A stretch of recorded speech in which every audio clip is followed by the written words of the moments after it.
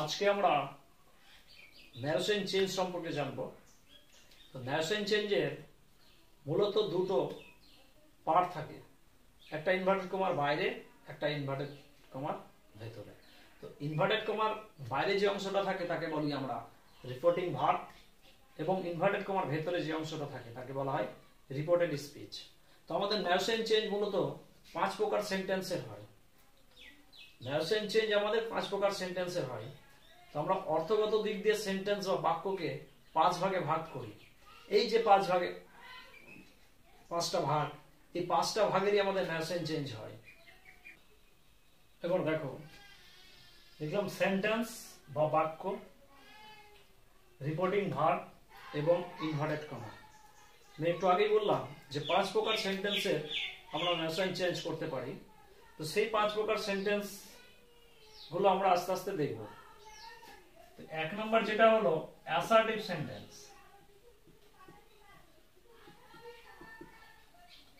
Assertive sentence, এখানে reporting verb আমরা told বসাই,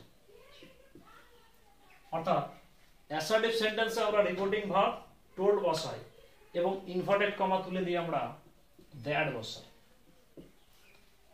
তো প্রশ্ন হলো যে অ্যাসার্টিভ সেন্টেন্স কাকে বলে? যে বাক্যের দ্বারা কোনো বিবৃতি বা কোনো কিছু সম্পর্কে বর্ণনা করা বোঝায় তাকে আমরা বলি অ্যাসার্টিভ সেন্টেন্স। তারপরে চলে আসবে ইন্টারোগেটিভ। Interrogative sentence. তো দেখো, ইন্টারোগেটিভ সেন্টেন্স আমরা সবাই জানি যে প্রশ্নবোধক চিহ্ন যদি থাকে তাহলে তাকে বলা হয় ইন্টারোগেটিভ সেন্টেন্স। অর্থাৎ যে বাক্যের দ্বারা কোনো প্রশ্ন করা বোঝায় তাকে বলা হয় ইন্টারোগেটিভ সেন্টেন্স। তো ইন্টারোগেটিভ সেন্টেন্সে আমাদের রিপোর্টিং ভার্ব বসে আস্কড, সেড টু এর পরিবর্তে আমাদের আস্কড বসে, এবং ইনভার্টেড কমা তুলে দিয়ে আমাদের এক্ষেত্রে ইফ, অথবা আমরা বসাতে পারি হোয়েদার।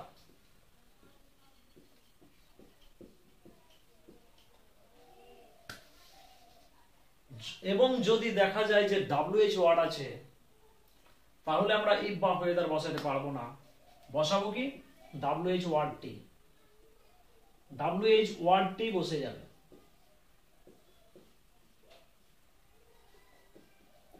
মানে যদি WH ওয়ার্ড থাকে তো সেক্ষেত্রে আমরা WH ওয়ার্ডটি বসিয়ে দিই। 3 নম্বরে আমাদের চলে আসবে imperative sentence. Imperative sentence. Imperative sentence কাকে বলে? যে বাক্যের দ্বারা আদেশ, উপদেশ, অনুরোধ, নিষেধ ইত্যাদি বোঝায় তাকে বলা হয় ইম্পারেটিভ সেন্টেন্স। তো ইম্পারেটিভ সেন্টেন্সে রিপোর্টিং ভার্ব কি বসে? অর্ডার্ড বসে। যদি আদেশ বোঝায় তবে সেই টু উঠে যে আমাদের অর্ডার্ড বসে। যদি অনুরোধ বোঝায় তাহলে রিকোয়েস্টেড বসে। যদি উপদেশ বোঝায় সেক্ষেত্রে আমরা অ্যাডভাইসড বসাই। যদি নিষেধ করা বোঝায় তাহলে আমরা ফরবিড লিখি। যদি প্রস্তাব করা বোঝায় তাহলে আমরা লিখি প্রপোজড। এবং চলে আসলো আমাদের ইনভার্টেড কমা। ইনভার্টেড কমায় আমরা লিখি টু। ইনভার্টেড কমা তুলে দিয়ে আমরা টু লিখি অথবা দ্যাট লিখি। এবার প্রশ্ন হলো টু কখন বসাবো এবং দ্যাট কখন বসাবো? যদি আমাদের রিপোর্টেড স্পিচ বা বাক্যটি যদি আমাদের ভার্ব দিয়ে শুরু হয়, ভার্ব দিয়ে যদি শুরু হয় সেক্ষেত্রে আমরা টু লিখি। যদি আমাদের লেট দিয়ে শুরু হয় তবে আমরা দ্যাট লিখি। এরপরে চলে আসছে আমাদের কি optative sentence. Optative sentence. Optative sentence সাধারণত মে দিয়ে শুরু হয়। তো অপটেটিভ সেন্টেন্স কাকে বলে? যে বাক্যের দ্বারা কোনো ইচ্ছা বা প্রার্থনা প্রকাশ করা বোঝায় তাকে বলা হয় অপটেটিভ সেন্টেন্স। তো অপটেটিভ সেন্টেন্সে আমরা কি লিখি? উইশড। আর কি লিখি? প্রে। উইশ লিখি এবং প্রে লিখি। যদি আমরা প্রার্থনাটা ভগবানের কাছে করি, যদি আমাদের প্রার্থনাটা ভগবানের কাছে করা বোঝায় সেই ক্ষেত্রে আমরা প্রেয়ার লিখি, আর নয়তো সব জায়গায় আমরা উইশ লিখি, কোনো কিছু ইচ্ছা, এবং ইনভার্টেড কমা তুলে দিয়ে আমরা এখানেও দ্যাট লিখি। পড়ে থাকলো এক্সক্লামেটরি সেন্টেন্স।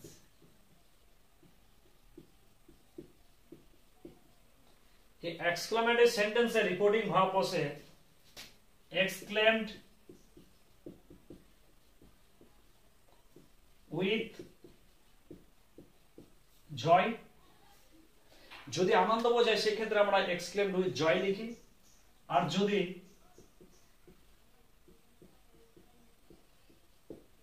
দুঃখ বোঝায় তাহলে আমরা exclaimed with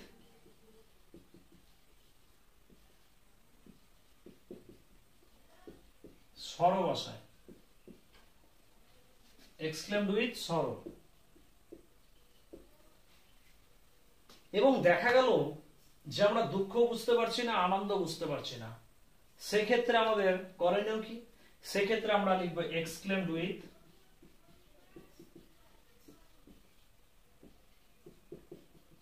wonder। যদি আমরা আনন্দ বা দুঃখ কিছুই বুঝতে না পারি সেই ক্ষেত্রে আমরা লিখতে পারি exclaimed with wonder। এবং ইনভার্টেড কমা তুলে দিয়ে আমরা লিখব এখানেও দ্যাট। এবার আমাদের চলে আসবে পার্সন চেঞ্জের ব্যাপার। 2 নম্বর নিয়ম আমাদের কি থাকবে? Person change. Person change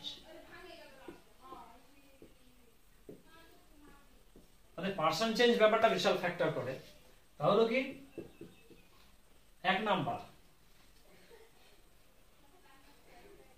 first person সাবজেক্টকে দেখে পরিবর্তন হয়।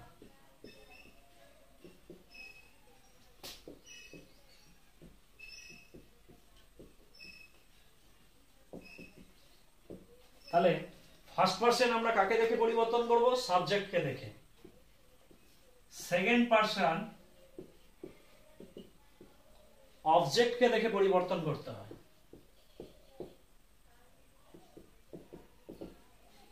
এবং থার্ড পার্সন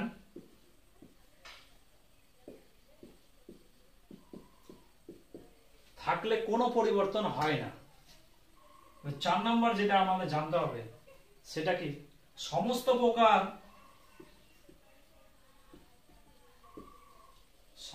প্রকার সেন্টেন্স এর গঠন হয়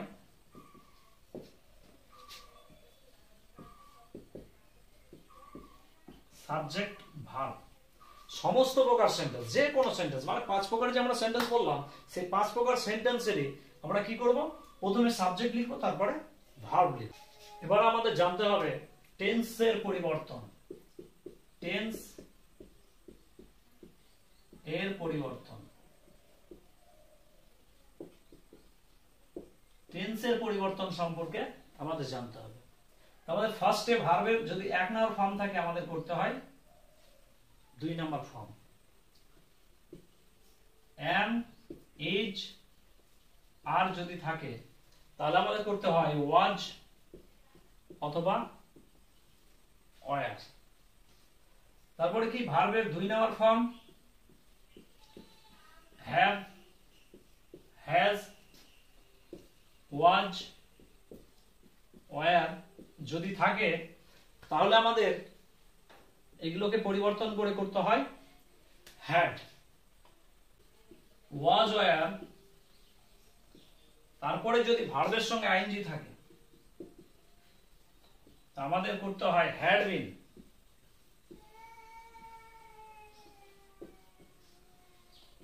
যোগ ভার্বের সঙ্গে আইএনজি। was, were যোগ ভার্বের সঙ্গে আইএনজি যদি থাকে তাহলে আমাদের করতে হয় had been যোগ ভার্বের সঙ্গে আইএনজি। জানতে হবে যে মডাল ভার্বের এক কথায় পাস্ট পার্টিসিপল লিখতে হবে। যেমন shall থাকলে should হয়, will থাকলে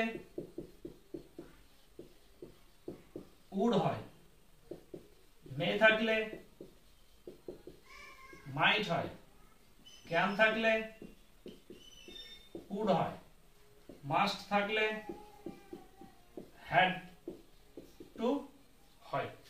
তো এগুলো গেল আমাদের মডাল ভার্ব। আর আমাদের কিছু কিছু স্পেশাল ওয়ার্ড থাকে যে ওয়ার্ডগুলো আমাদের পরিবর্তন করতে হবে। ওয়ার্ড পরিবর্তন, এবার কি কি ওয়ার্ড পরিবর্তন হয়? যেমন দিস থাকলে দ্যাট হয়, টুডে থাকলে দ্যাট ডে হয়, ইয়েস্টারডে থাকলে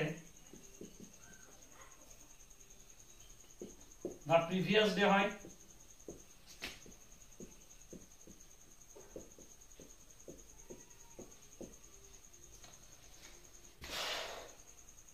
এগো থাকলে, টুমরো থাকলে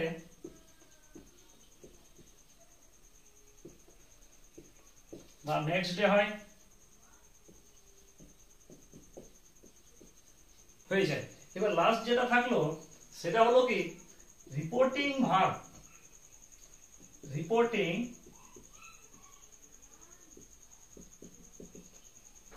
ভার্ব এর শেষে যদি রিপোর্টিং ভার্বের শেষে যদি স্যার শব্দটি থাকে তাহলে আমাদের রেসপেক্টফুলি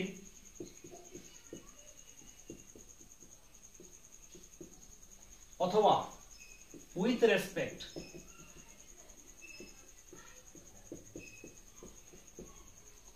এই কথাটি লিখতে হয়। এই গেল আমাদের নারেশন চেঞ্জের নিয়ম।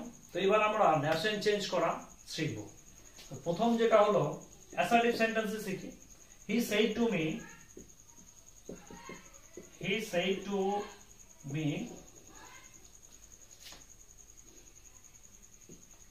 you are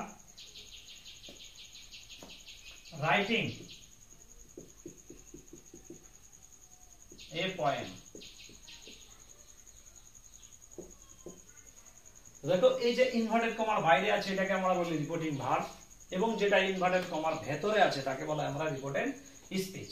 তো আমাদের দেখো এই যে said to তুলে দিয়ে আমাদের কি হবে he told, কারণ আমরা অ্যাসার্টিভ সেন্টেন্সে জেনেছি যে রিপোর্টিং ভার্ব আমাদের টোল্ড হয়। তো টোল্ডটা কার পরিবর্তে বসবে? said to এর পরিবর্তে। তাহলে বাকি থাকলো কি মি। তাহলে এইটুকু বোঝা গেছে আশা করি। He told me. এবার এই যে ইনভার্টেড কমা, এই ইনভার্টেড কমা তুলে দিয়ে আমরা কি লিখবো? দ্যাট লিখবো। এবার যেটা আমাদের ফার্স্ট ইম্পর্টেন্ট কাজ, আমি একটা কথা বলেছিলাম যে সমস্ত প্রকার সেন্টেন্সকে আমরা কি করব? সাবজেক্ট ভার্ব সমস্ত প্রকার, সেটা অ্যাসার্টিভ হোক, ইম্পারেটিভ হোক, অপটেটিভ হোক, এক্সক্লামেটিভ, যে কোনো সেন্টেন্স। তো প্রথমে আমাদের কি আছে? ইউ কোন পারসন? Second person. কাকে ফলো করবে? অবজেক্টকে। মি এখানে অবজেক্ট, তো আমরা এখানে বসাচ্ছি সাবজেক্ট। তো মি যদি আমাদের অবজেক্ট হয় তো আমাদের সাবজেক্টটা কি হয়? আমরা নারেশন চেঞ্জে জানি যে আই থাকলে আমাদের মি হয়। তো এখানে আমরা কি লিখবো? যেহেতু আমরা জানি ইউ সেকেন্ড পারসন, অবজেক্টকে ফলো করেছে, অবজেক্ট এখানে মি আছে, কিন্তু আমরা তো লিখছি এখানে সাবজেক্ট, তো মিটা পরিবর্তন হয়ে আমাদের হয়ে যাবে আই। তাহলে দেখো সাবজেক্টের কাজ। এবার কি আছে? ভার্ব। ভার্ব এখানে কি আছে? আর। তো অ্যামিজার থাকলে আমরা একটু আগে লিখেছিলাম যে টেন্সের পরিবর্তনের ক্ষেত্রে অ্যামিজার থাকলে ওয়াজ বা ওয়ার হয়। তো আমি যেহেতু এখানে আই লিখেছি, তো আই এর পরে কি হয়? ওয়াজ। I was. আর কিছু পরিবর্তন বলিনি, আমি বলেছিলাম সাবজেক্ট ভার্ব, আর কিছু লিখতে হবে না। তারপরে এই যে বাকি যেটা আছে সেটা লিখতে হবে। তাহলে I was writing a letter.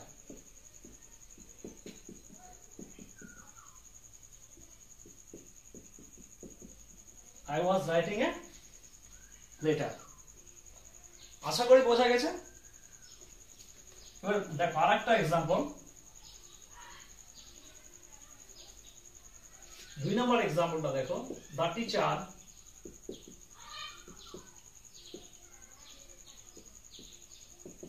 said to me you have done the job, মানে তুমি এই কাজটা করেছো। তাহলে এখানে দেখো কি বসবে, দা টিচার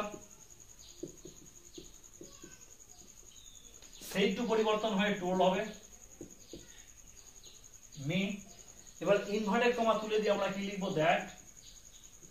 এবার আমাদের চলে আসলো ইউ। ইউ কোন পার্সন, ইউ সেকেন্ড পার্সন। কাকে ফলো করবে, মিকে, অর্থাৎ অবজেক্টকে। তাহলে এখানে অবজেক্ট কি আছে, মি, সাবজেক্ট হয়ে বসলে সেটা আই হয়ে যায়। তারপরে হ্যাভ, মানে প্রথমে সাবজেক্টের কাজ দিয়ে ভার্বের কাজ। তাহলে হ্যাভ থাকলে আমাদের কি হয়, হ্যাড। তারপরে কিছু স্পেশাল ওয়ার্ড থাকে, যে ওয়ার্ডগুলো থাকলে পরিবর্তন করতে হয়, এবং পরিবর্তন করতে হয় নাউন বা প্রোনাউন যদি থাকে। তো সেই ক্ষেত্রে আমাদের নাউন প্রোনাউন এখানে নেই। তাহলে বাকিটা যা আছে লিখে দেবো, ডান the job. Clear?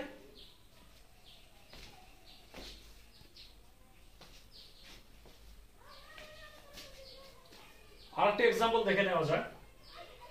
3 number, Ram said to Rohim,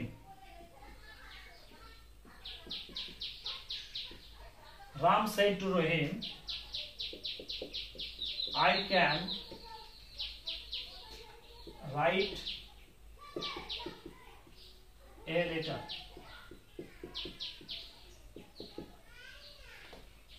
देखो राम said to তুলে দিয়ে told রহিম। এবার আই কোন পার্সন, ফার্স্ট পার্সন। কাকে ফলো করবে, সাবজেক্টকে। সাবজেক্ট এখানে কি আছে, রাম। তার আগে আমরা কি লিখবো, ইনভার্টেড কমা তুলে দিয়ে দ্যাট। আমরা রামের পরিবর্তে কি লিখবো, হি। হিটাকে রাম। তারপরে ক্যান আছে, সাবজেক্ট লিখলাম। এবার নিশ্চয়ই আমরা ভার্ব লিখবো। তো ক্যানের আমরা বলেছিলাম যে মডাল ভার্বের আমরা সবসময় ফার্স্ট পার্টিসিপল ব্যবহার করি। তো ক্যানের ফার্স্ট পার্টিসিপল কি, could, C O U L D, could. তারপরে বাকি অংশটা লিখে দেবো, রাইট এ লেটার।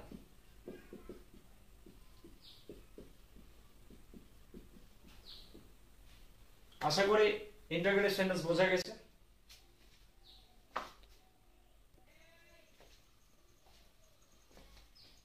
এবার আমরা জানবো ইন্টারগেটিভ সম্পর্কে।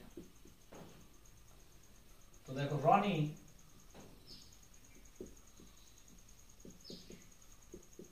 said to me,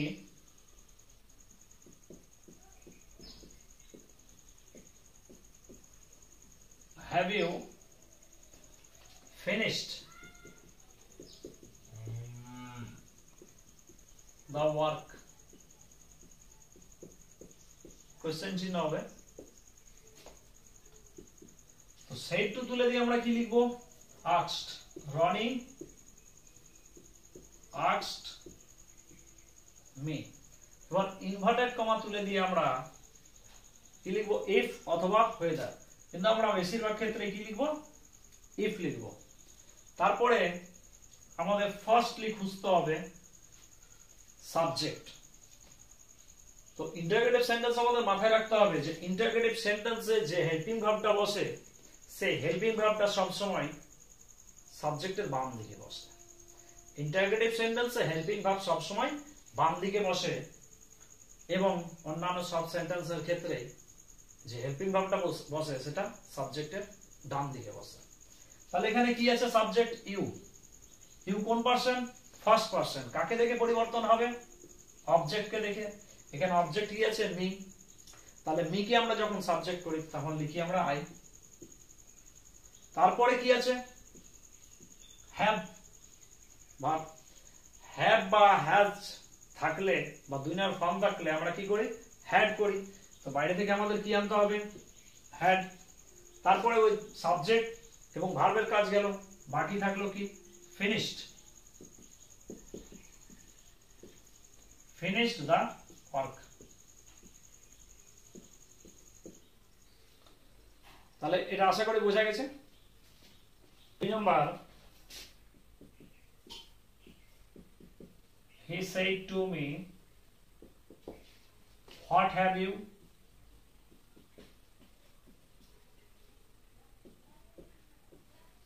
done? Question बस देखो, he asked me, inverted comma তুলে দিয়ে আমাদের লিখতে হয় if অথবা WH ওয়ার্ড। যদি বাক্যটা হেল্পিং ভার্ব দিয়ে শুরু হয় সেক্ষেত্রে আমরা if বা whether ব্যবহার করি, কিন্তু যদি বাক্যটা অর্থাৎ রিপোর্টেড স্পিচ WH ওয়ার্ড দিয়ে শুরু হয় সেক্ষেত্রে আমরা WH ওয়ার্ডটাই বসিয়ে দিই। তাহলে আমাদের কি আছে হোয়াট। তারপরে ফার্স্ট যেটা কাজ হবে, আমরা কি বলেছিলাম যে সাবজেক্টের কাজ। সাবজেক্ট কি আছে ইউ, ইউ কোন পারসন? Second person. কাকে ফলো করবে? অবজেক্টকে। অবজেক্ট এখানে কি আছে মি, মি যদি থাকে তাকে সাবজেক্ট করলে আই হয়ে যায়। তারপরে কি আছে হ্যাভ। আমরা জানি যে হ্যাভ হ্যাজ থাকলে কি হয়? হ্যাড হয়। তারপরে কি আছে ডান।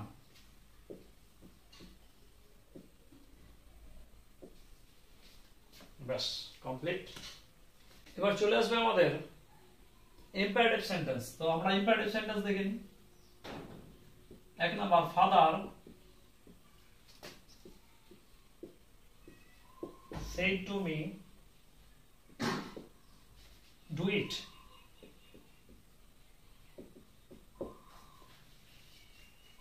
বাবা আমাকে বলল এটা করো।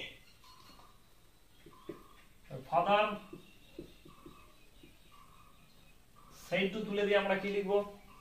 ইম্পারেটিভ সেন্টেন্সে আমরা জানি যে অর্ডার হয় আদেশ বোঝালে, উপদেশ বোঝালে অ্যাডভাইসড হয়, অনুরোধ বোঝালে রিকোয়েস্টেড হয়। তো আমাদের এখানে আদেশ বোঝাচ্ছে, তাহলে আমরা said to তুলে দিয়ে অর্ডার লিখব। তারপরে মি। এবার ইনভার্টেড কমা তুলে দিয়ে কি বলেছিলাম যে যদি বাক্যটা আমাদের ভার্ব দিয়ে শুরু হয় সেক্ষেত্রে আমরা কি লিখব? টু, তারপরে যা আছে তাই। দুই নাম্বার দেখি, doctor, the doctor said walk in the morning, walk in the morning। তাহলে the doctor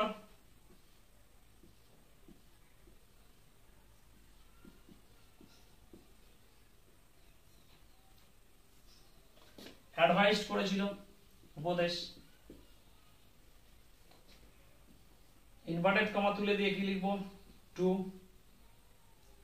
doctor advise to walk in the morning.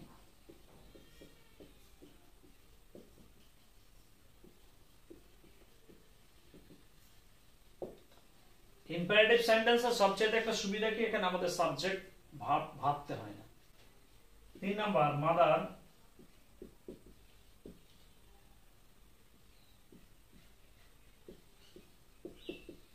said do not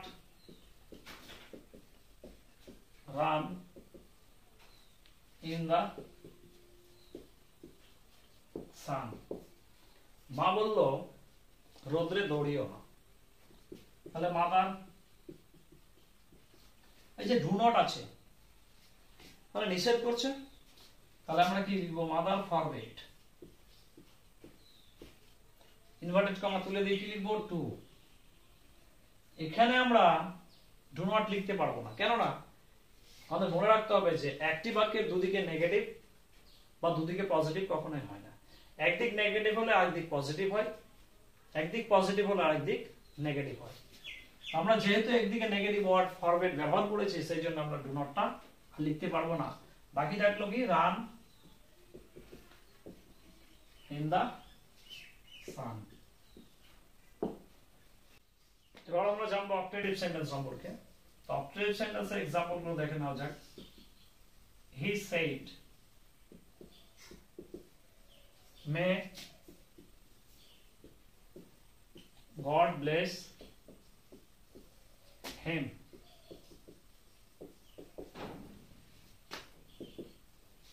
যেহেতু প্রার্থনাটা ভগবানের কাছে করছে সেই জন্য আমরা প্রেড লিখব। হি প্রেড, ইনভার্টেড কমা তুলে দিয়ে আমরা কি জানি দ্যাট লিখব। তারপরে আমরা কি লিখব? সাবজেক্ট। সাবজেক্ট কি আছে? God.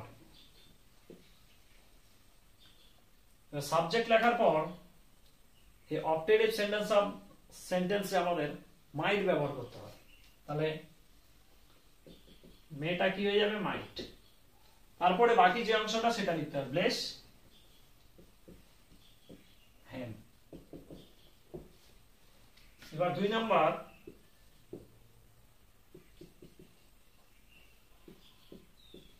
he said to me you be happy।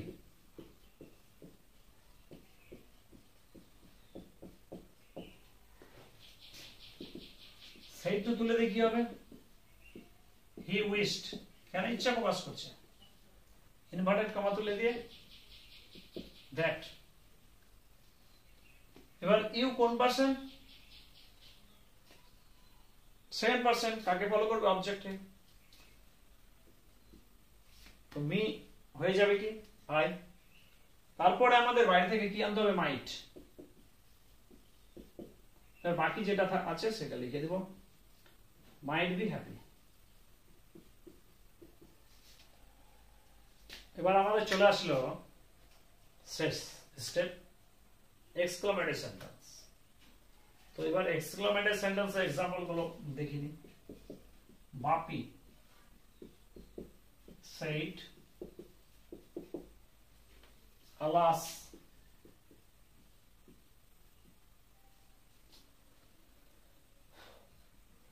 I have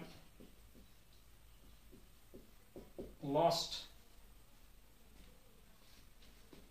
a pen।